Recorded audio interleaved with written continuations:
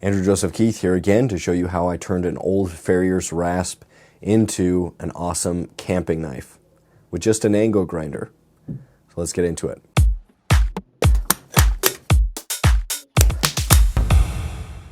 So if you're familiar with the channel, you know I love using free stuff or stuff that I could find at a major discount. These Farrier Rasp I was actually able to get from a farrier. What is YouTube for if not for trying new, unnecessary things to see what happens and then sharing the process so that others can try new and unnecessary things? But I thought that this was a really cool project, really fun. So it all started with a sketchbook, drew up some possible designs. For the handle, I actually grabbed a piece of clay and squeezed it just to see what kind of imprint my hand put and to get the size of my grip and everything, something that felt comfortable. Drew it out and then based on that kind of simplified the shape. So once I had the drawings, then I took and decided which rasp to use, gave a indication, drew in where about the handle should be on the rasp, and then a really rough outline of the shape that I wanted. And I did that with red permanent marker. Then I came over and put it in a vise, and just with an angle grinder and a metal cutting and grinding blade, I did most of this. Now on the handle, I didn't have to worry about it heating up too much. I could grind and allow it to get hot. But on the blade part of it, because I wanted to make this blade without having to re-quench it, which is when you heat up the high carbon steel and then you dip it into some oil, I didn't want to have to do that because that's kind of a complicated process. And so after the handle, once I got to the actual blade itself, I had to make sure that I kept it cool. And this is something you'll have to do if you want to turn a rasp or a file into a knife with an angle grinder. You have to keep it cool, and that keeps the metal from losing its temper, from losing its hardness. And these rasps are generally pretty hard. Anything that's meant to be sharp, a rasp, a file, and to cut things is usually made out of a high carbon steel. So here I just cut away little pieces, kind of cut into the handle where it needed to be, and then ground away, throwing sparks everywhere.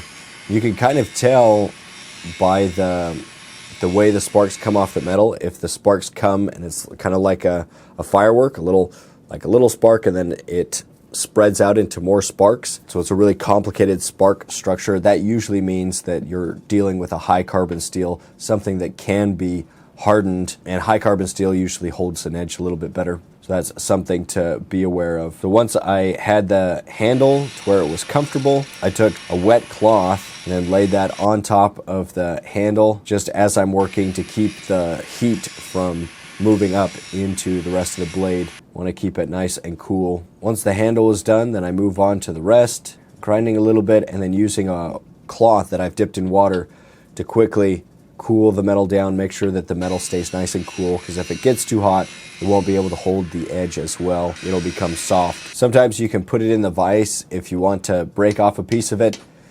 Just be careful. You want to put most of the knife in the vise, and just the part that you want to break off, you want to be just above that vise grip. I tried this once where I put the piece that I wanted to break off in the vise, and then I was hitting the rest of the blade with another knife I was working on, and I just broke the blade in half.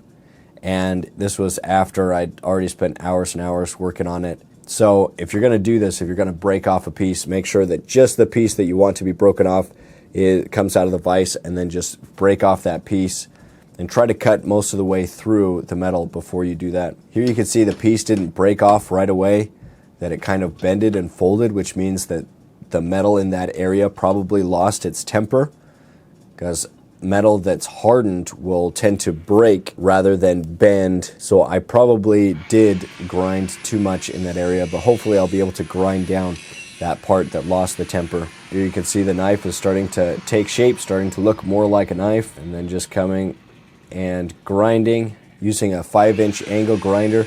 This is a tool that I already had because I love to use this for stone sculptures like this one. This is one that I did last week. I still need to finish it up and put it on a base. Pregnant female figure sculpture in pink marble. This was a fun project, but that's why I had the angle grinder. I had this metal cutting and grinding blade actually came with the angle grinder. So So pretty much all of the tools that I needed I already had. I didn't have to buy anything for this actually, which is nice when you figure out that you have the tools to do a project and you don't have to get anything new. So there you can see that complicated spark structure, those sparks going everywhere. So I'm just trying to remove some of the material and shape that blade at this point. And so I grind a little bit, put it in that wet towel, grind a little bit, put it in the wet towel, really trying to keep it from getting too hot. And for this blade, I wanted to keep a lot of the rasp and file stuff just because that can be useful on a camp out if you need to make wood shavings or something like kindling for a fire, or just to have it, you know, as an option and to kind of show what it was.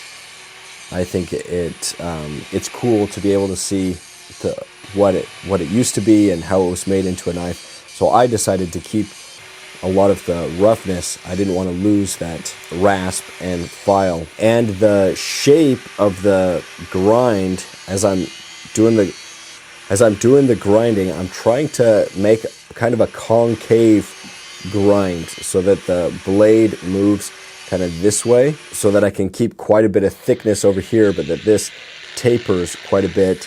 And then the secondary grinding is for the sharpening. This isn't super sharp. It is a little bit sharp, but I saw this style of this concave edge geometry on a episode of Forged in Fire. They said that they had to do it this way, and it allows you to keep a pretty beefy spine of the knife and then taper to a pretty sharp edge while maintaining a lot of the strength of the knife. And so I thought that was interesting, and so that's the shape that I'm trying to get as I'm working on shaping that edge. Now, I said you don't need to have a forge for this, and that's true, because I was thinking, oh, it would be cool if the handle had like a little hook or something where you could hang it to a belt, where you could put a rope through it and just have it hanging. So I made this little loop, and so I heated it up, but you don't have to do that.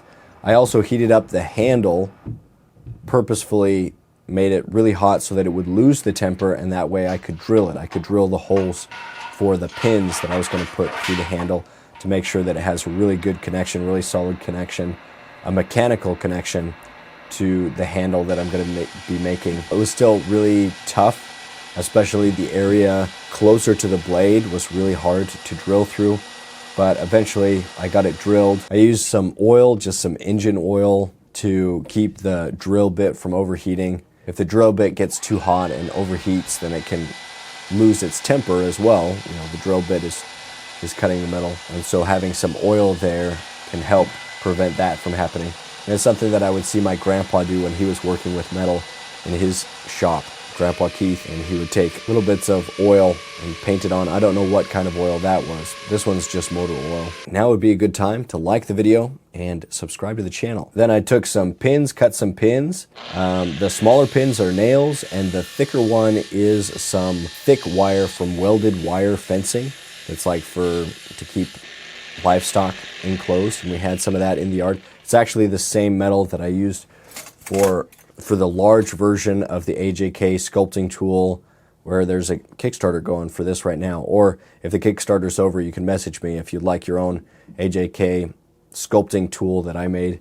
And so I just cut off a small portion of that and then clean them up to use those for the pins. And then once the blade was finished, once the shape of the blade was finished, and before I put on the handle, I wanted to temper it. So this is a little bit different than the heat treat. It's kind of the opposite of the heat treat. With rasps and files, the metal is so hard, it's so hardened that it can become brittle. It's not as strong, it's not as tough. So if you're like whacking, this is meant to be a camping knife, and so you're probably going to be hammering at pieces of wood or hitting the back of it, you know, to split wood. You might have a log and be whacking the back of it to split some wood or something. It's meant to be kind of an all-purpose camping knife. And if you just left it as the file, then when that knife is under a lot of that pressure and strain, then it can break the knife because it's so hard.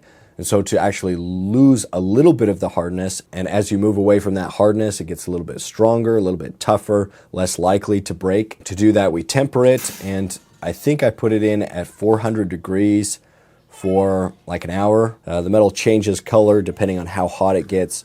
You don't want it to get too hot. If it gets to like a blue, that means that it's starting to lose the heat treat. It's going to lose its hardness altogether.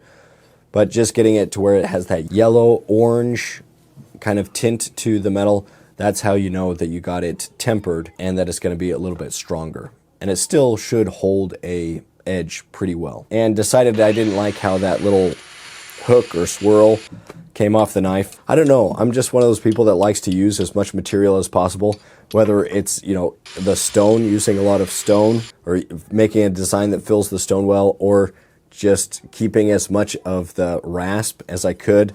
I just like the idea of keeping it, but I didn't like it too much, so I cut off the bottom, made it look cleaner, which I think was the right choice. And then I have a bunch of these different woods. The darker, the orange one, I don't know what this is. If you know what this orange wood is, let me know.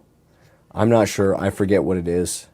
But I purchased this a while ago for when I was making ping pong handles. I was getting into really fancy ping pong table tennis rackets and making those and selling those when I was a table tennis instructor at Utah State University. And so I had some of these fairly fancy woods. Orange with the dark streaks, that's cocobolo, I'm pretty sure. Cocobolo, which is a nice hardwood, beautiful wood. And I used that just as at the pummel, just a little bit thicker, the cocobolo, 2 different types of wood, just because I thought that would be interesting. I would have liked to do maybe the whole handle with cocobolo, but I didn't have a piece that was as wide as I needed. And so that's why the other piece of wood, I just had one that was the right shape. And then drilling through the holes that I already made into the wood, holding that wood in place, making sure that those holes line. And then I just aligned the 2 laminate pieces of wood together and then drilled through that hole again, used it as kind of a template. And then put the pin in. After you've drilled through both of them, you put a pin to keep that in place, and then you can drill the second one without it moving. So here's what it looks like before I've assembled it. And just to keep the epoxy resin from bleeding on into the blade, I wrapped it with some masking tape. And this is just 5-minute epoxy, JB Weld, pretty strong epoxy. This is also what I use to epoxy pins into the stone sculptures, a metal pin into a stone sculpture. And just mixing that generous amount onto that cocobolo pummel first, and then also adding it onto the wood. Hey James, how you doing? Dad. Yeah? You wanna be with me? Yeah. Okay, I'm making a video. Do you remember when I made the knife? Yeah. Is it a cool project? Yeah. Do you like it? Yeah. What am I doing right here? No. You don't know? Yeah. I'm epoxying it, the handle. Handle. Yeah, making the handle. That's handle. Yeah, that's the handle. That's this handle, actually. Yeah. Hold it. You want to hold it? Well, be careful, because it is big. It's big. Yeah, it's a big one, huh? Big one. Yep. It's sharp. Yeah, this one is sharp, so don't touch it's not super sharp, but it is sharp enough to cut if you're not careful. You like it?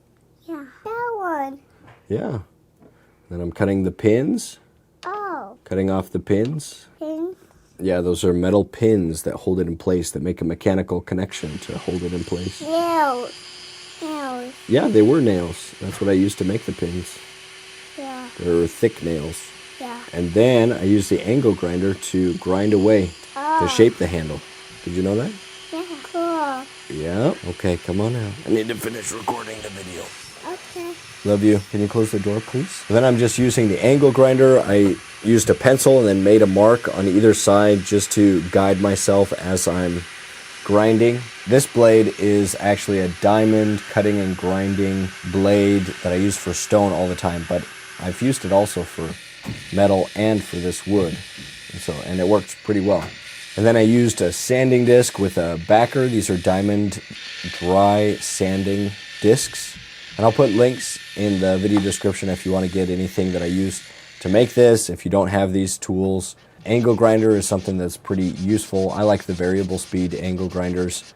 I have a Makita, it's kind of a more expensive one, but you don't have to get that brand, just an angle grinder will work. Then I'm using beeswax to seal it. So I put the beeswax on and then heat it with a heat gun, make it nice and hot. And you could also use linseed oil or vegetable oil, olive oil. And then once that was done, I took some vinegar because I'd seen Outdoor Boys that he used vinegar to remove rust from some of his tools that he was restoring. When he would restore tools, he would use vinegar to remove some of that old rust, and it worked pretty well. I thought it turned out pretty cool.